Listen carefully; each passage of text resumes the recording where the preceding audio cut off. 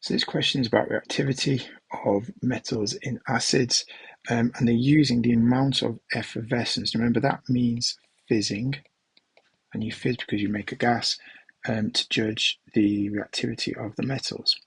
Same mass of metal is used. Which piece of apparatus would you use to find the mass? We would use a balance or set scales in order to find the mass of metals we've got. Which two variables apart from the mass should be controlled in this experiment? So there's going to be quite a few here. So you would want to control the temperature. You'd have the same temperature. I'm going to give you 4 or 5 answers here, but you only need 2 to get the mark. So you could do temperature.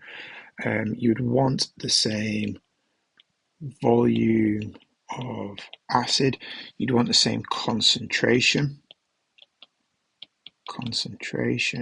of the acid as well, and also you'd want the same size pieces of the metal, so the surface area is the same. So any 2 from that list would be fine for your answers.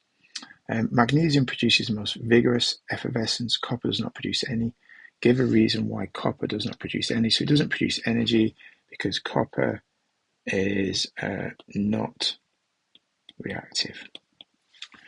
Okay. The magnesium reacts with dilute hydrochloric acid to form magnesium chloride solution and hydrogen gas.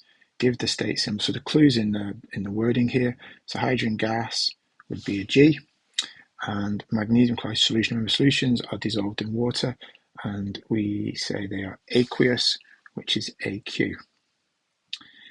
Carrying on, write the formula for potassium sulfate. So what I've got here is potassium's ion is a K+, so it wants to make 1 bond, and a sulfate ion is SO4 2-, so it wants to make 2 bonds. We cross these numbers over, so K gets a 2, and the SO4 gets number 1, so the right formula is K2SO4. Okay, calculate the mass, giving your answer to 2 decimal places. So you've got 3 numbers. So what you have to do is you would add all 3 of those together. You then divide your answer by 3. So if you do that, you get 5.2233, and just check because it wants 2 decimal places.